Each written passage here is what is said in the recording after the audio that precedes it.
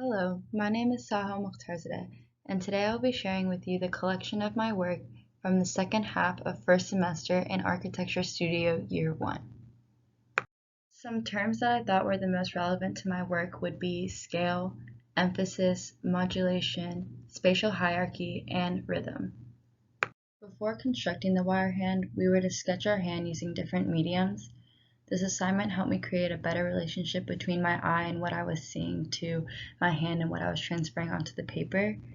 These were some of the best drawings I had, and I chose to proceed with the hand in the center because it mimicked a gesture used in Iranian dance that was open and free-flowing, which I wanted to use throughout the rest of my design to bring more emphasis to the hand. These are some images I took of the actual wire hand. Using that same relationship between my hand and my eyes, on the left I created a sketch of the hand under the influence of light. Then I took that sketch onto Illustrator and explored different spatial hierarchies. Moving onto the frame, we began with corner studies that were explored using Rhino, journaling, and prototyping. In this phase, I went back and forth between the three, and I found that Rhino was the easiest to use for me because it was easy to fix mistakes and to manipulate the elements rather than having to create multiple sketches or multiple prototypes. This is one of the corner studies that I chose to include in the bounding box. I chose this one because the sticks were extended out and not restricted by the horizontal stick passing through. This brought more emphasis to the fingers on the hand that were opening up. This was the first iteration of the bounding box, and next to it we have an instruction sheet on how to construct the box.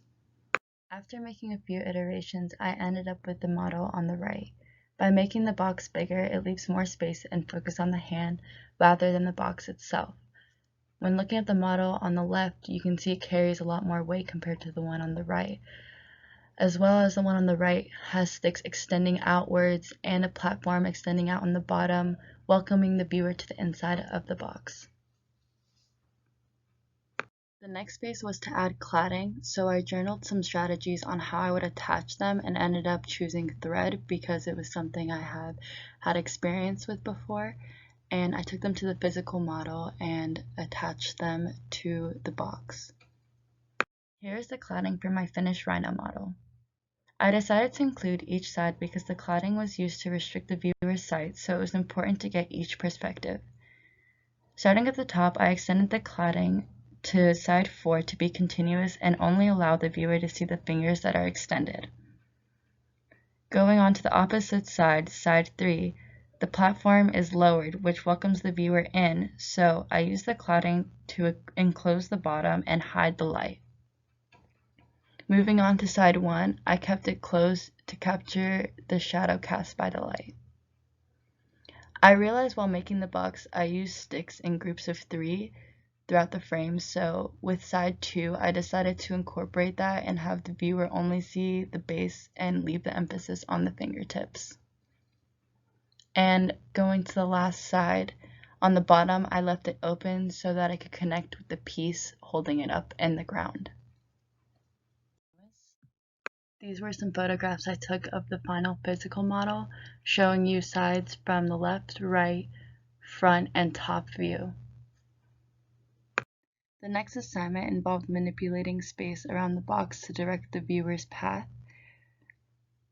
I chose to slant the pedestal at a 45-degree angle so that you could see more views of the box at one time and to welcome one into the room like a door. Bringing an end to the presentation, I provided an animation of the path one would take around my bounding box. Thank you for listening.